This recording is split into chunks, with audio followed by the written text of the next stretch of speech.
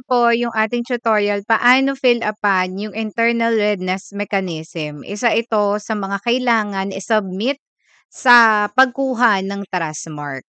So dito, ito ay isang form nga pala ha. If ever may complaint sa'yo yung iyong customer, ito po yung kanilang gagamitin or ibibigay ng DTI sa kanila. So name of company, ilalagay nyo po dito, i-edit nyo yan.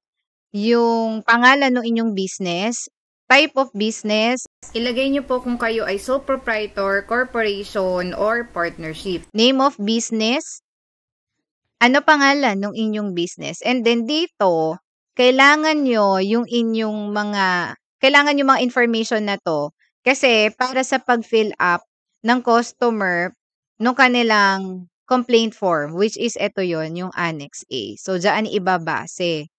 Ayan.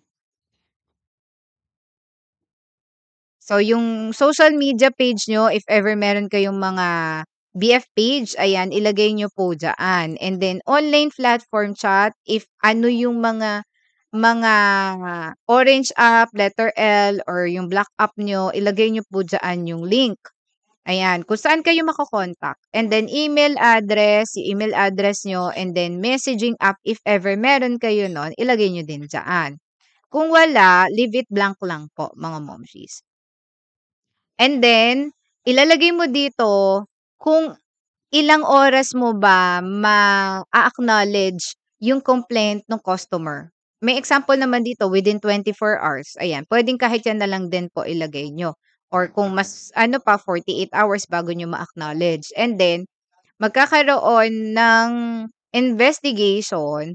So, yung resolution ba, kailan mo siya kayang magawa? Within 7 calendar days ba? Ay magagawa mo na yon, makakapagbigay ka na ng resolution, maayos na ba siya? Ayan. So, pwedeng yan na lang din po yung ilagay nyo, 7 calendar days. And then, dito, hihingin yung inyong signature over printed name. So, pwede nyo itong i-print and then scan nyo para ma-submit nyo. Para magkaroon ng pirma and yung pangalan nyo po. Pwede nyo namang i-edit na dyan yung pangalan nyo.